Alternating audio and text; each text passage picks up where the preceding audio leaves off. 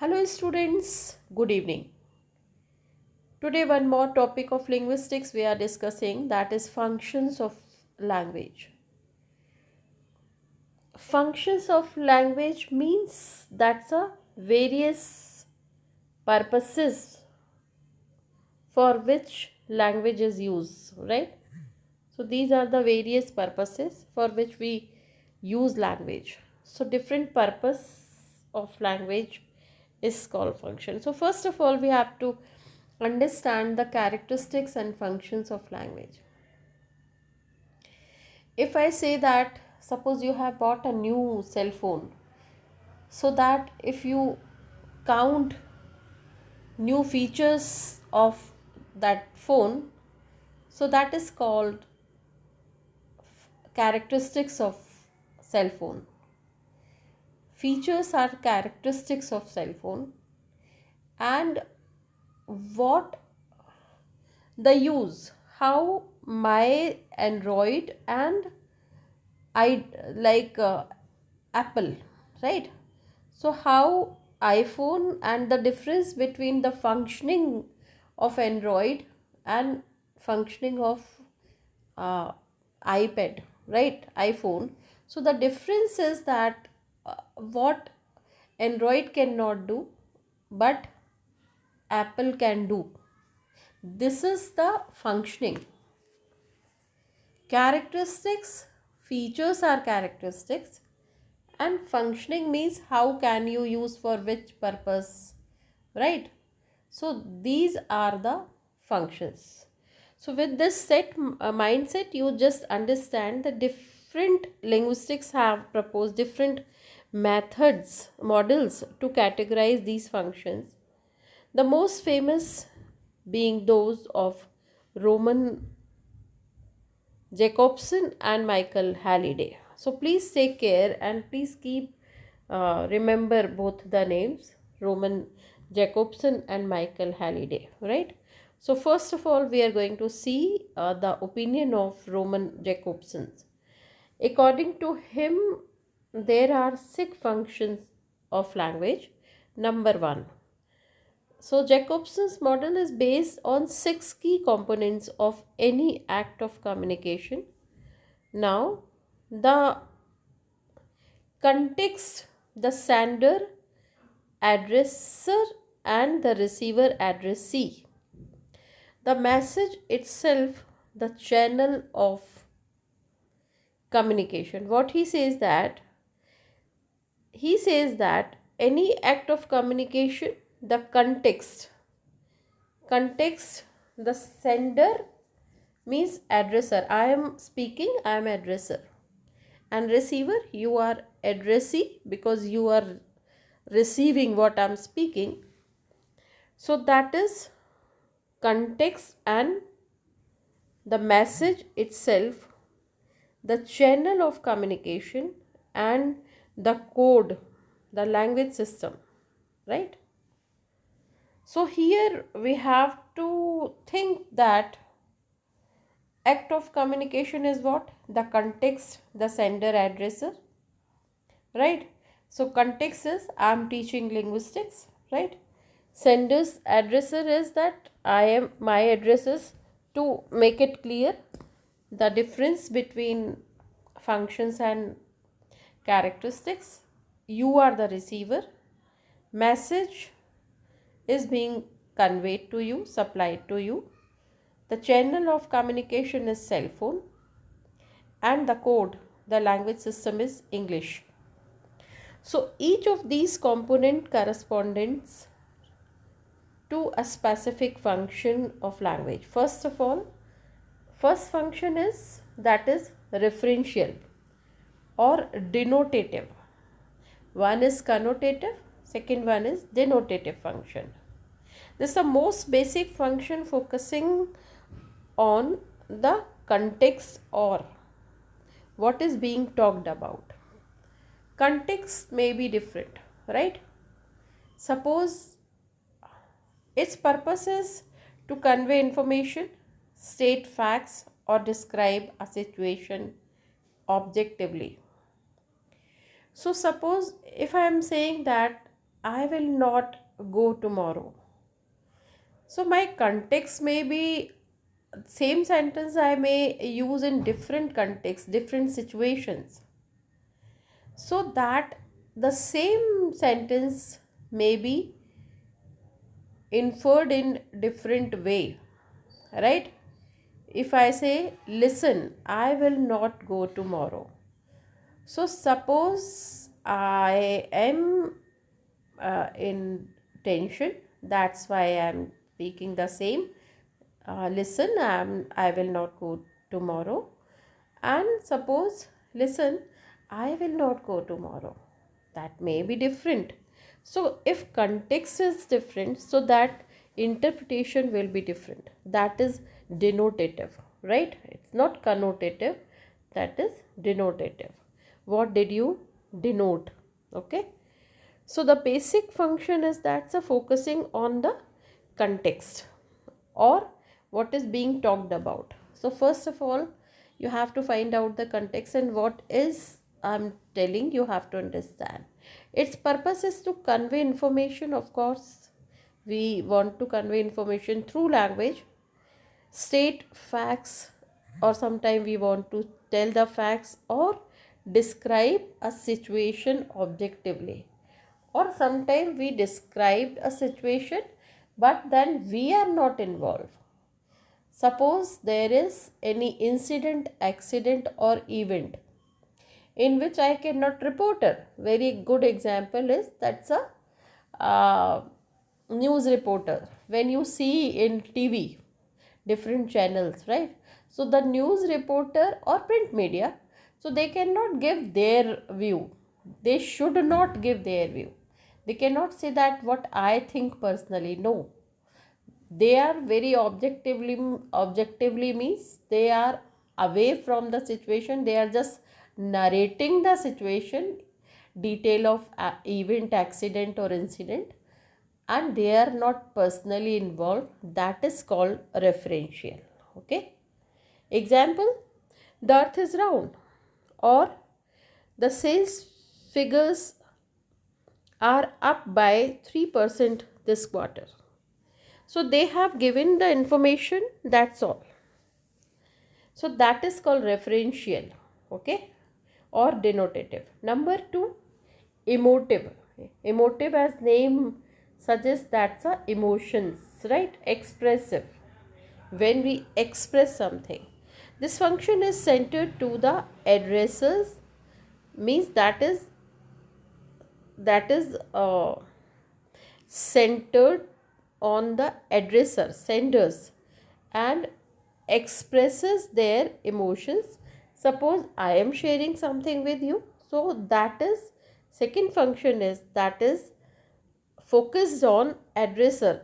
I am addressor, right, or sender, and I am expressing my emotions, feelings, and attitudes through language.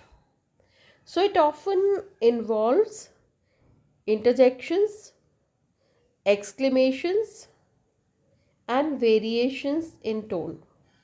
Interjection: oh no, yes.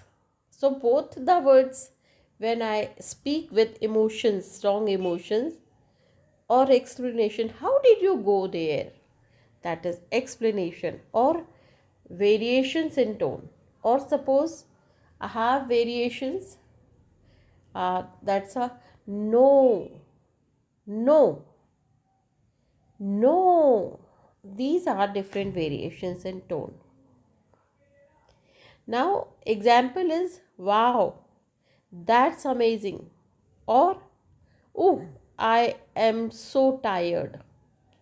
So these kind of emotions which is called emotive or expressive, is the another function of language.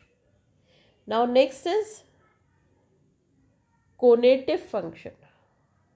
Conative function or fatigue function. Okay. Conative, the function focuses on addressee, again addressee, receiver, sorry. Upper one was addresser. Here focus, there are two, A and B, right? A is a speaker, B is listener. So here function is on this one.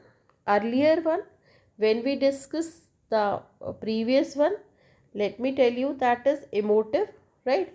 So for emotive is senders or receivers.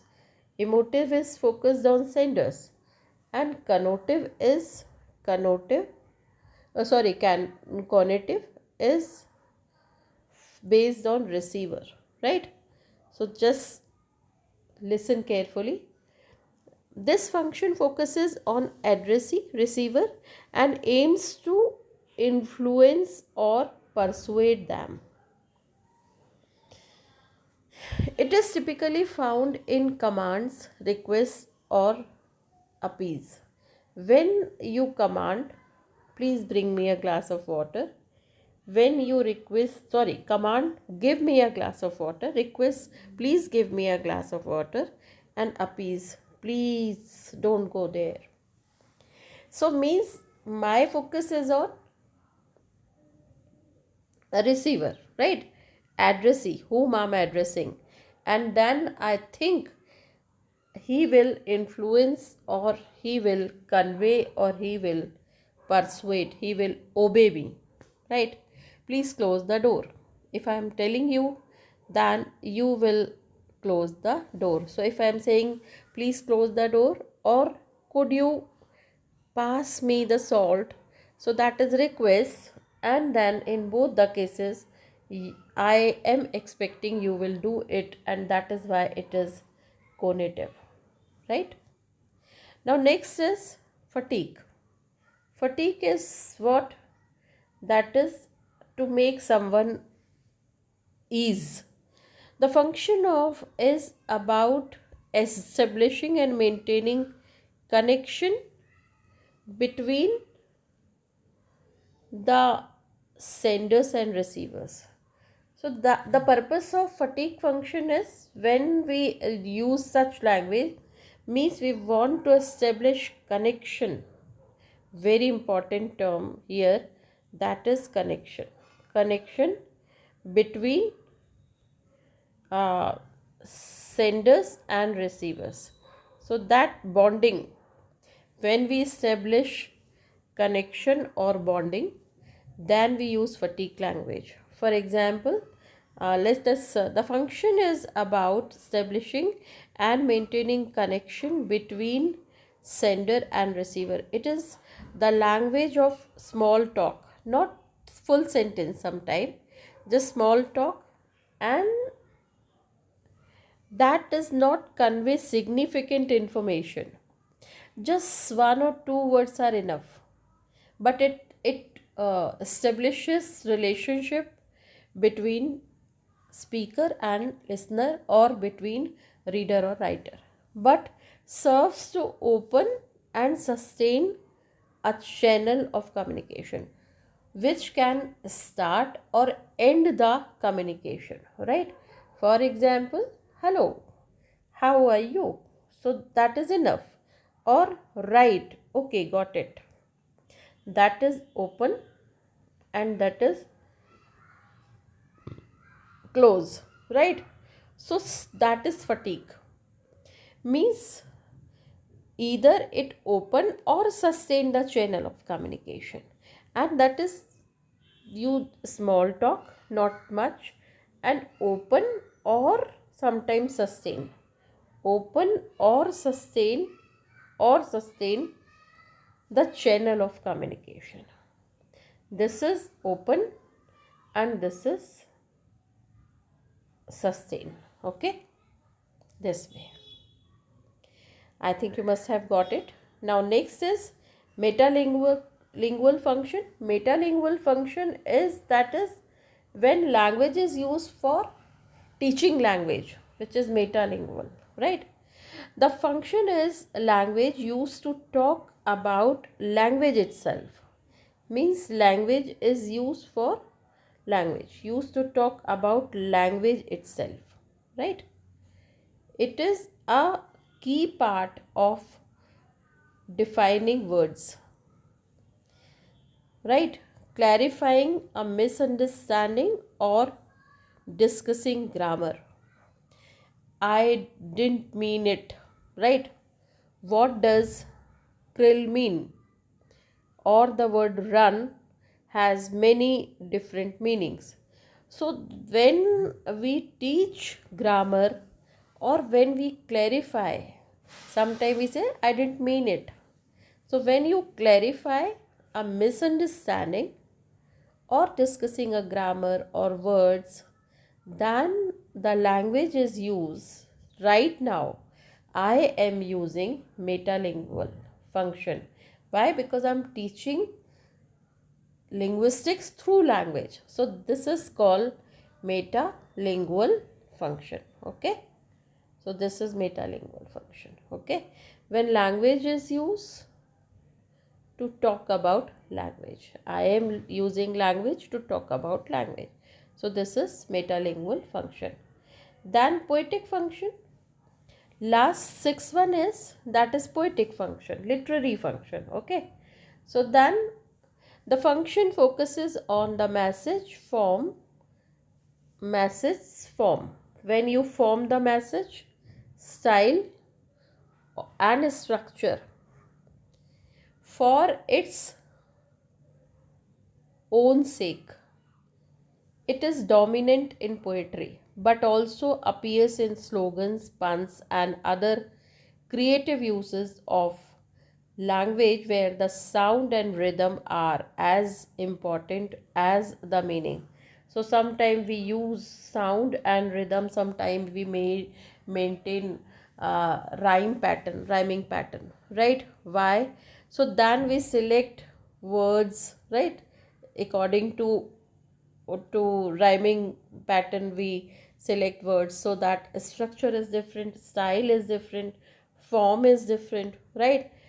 To create a slogan or poem, right? Or creative use of language, dialogues and all. So that is called poetic function, to make our speech or our message more effective. For example, then I like, right? So I like, that's a ilk, right?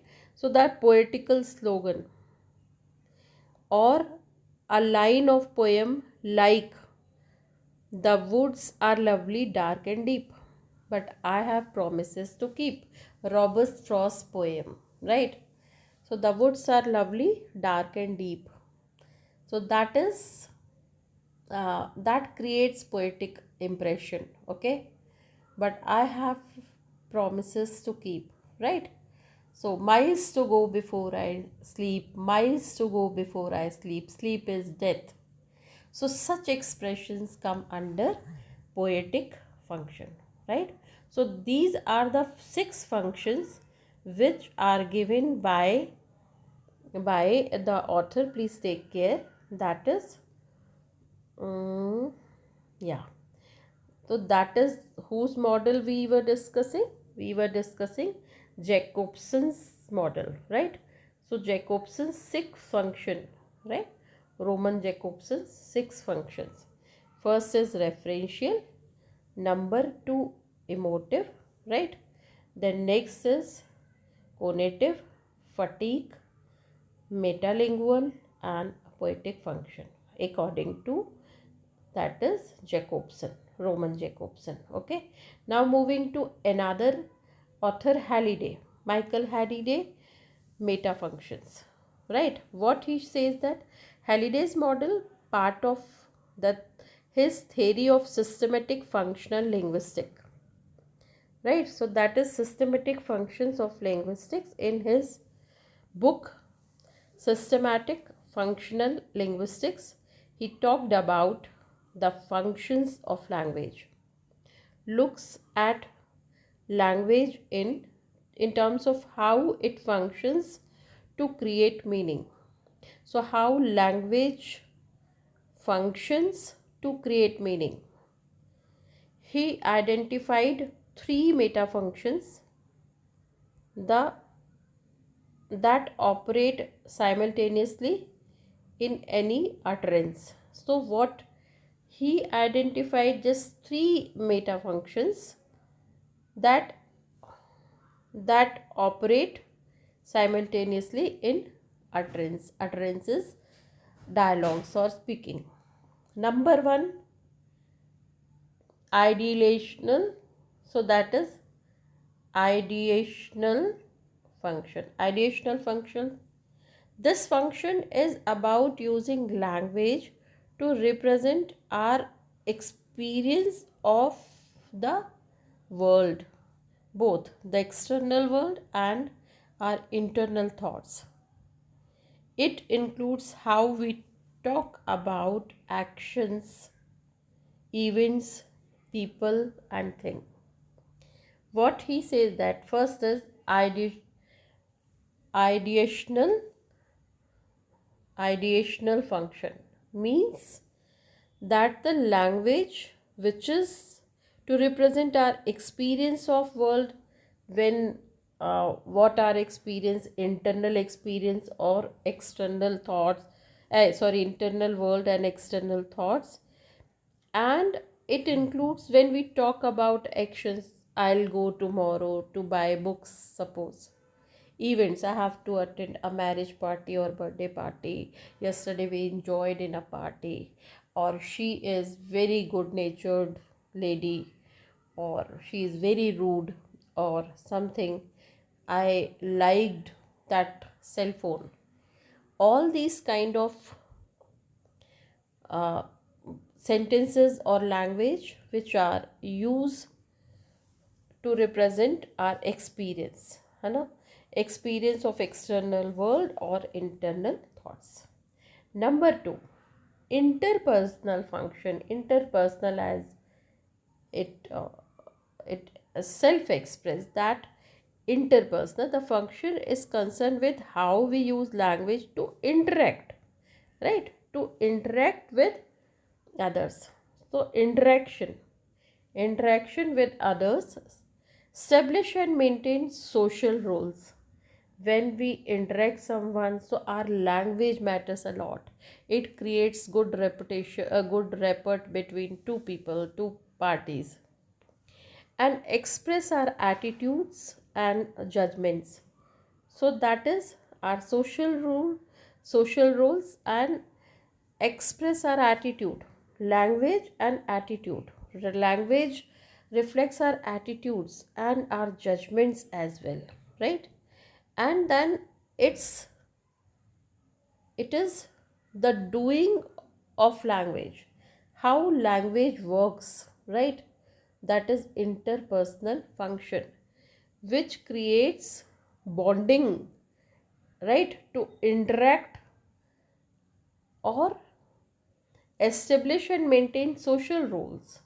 So that interaction with others which creates social roles because of language, choice of words, behavior, voice modulation, that create interpersonal relationship through interpersonal function. So whenever we interact with someone, right, and that's a purpose is social roles, right, with attitude, judgment on the basis of the. So what he says that doing of language, how language works, right? If you are rude, it will reflect from your language. If you are soft, it will show, it will be reflected by your language, which is called interpersonal function. Now the last is textual function. This function is about how we use language to create coherent and organized text, whether spoken or written. It ensures that our utterance are connected and makes sense as a complete message. This is somewhat formal actually for writing, when we have to be very much particular. Then, because for writing work we have to be very much particular. So these type of language we use, this function is about how we use language to create coherent and organized text. So then we have to use coherent and organized systematic text. introduction, discussion than conclusion. That is why we sometimes we say that I was not making out that in the text, right? I was not in situation to the make out the intention. Why? Because it was not systematic. So sometimes we say that we could not get head and tail. So systematic, it must be coherent and organized language, right? Whether spoken or written, it should be very much clear, orderly. It ensures that our utterances are connected and make sense as a complete message. So that our utterances must be very clear and coherent in an ordered way, and very clear facts and figures must be there with a systematic and organized way. That comes under which function? Textual function. Here that is something to do with, more to do with text, right? Text means very much formal and very much aware and alert when we use the sentence. Okay, now Halliday also proposed a different set of 7 functions, mm, uh, especially for how children acquire and use language. So what he says that a child, you just imagine a child, so he uses language as an instrumental, then regulatory, so that he uh, use it on the regular basis, then interactional. So he talks and he learns, that personal, and then sometime he use for his own presentation, then representational, and then he represents, and then heuristic and imaginative. So we'll discuss it later on, but yes, you just remember the names. These functions describe the early uses of language, from getting a need met to exploring the world through play. So that is more or less Halliday talks about 3 functions. First is ideational function, then interpersonal function, and textual function. So you just have to remember these 3, right?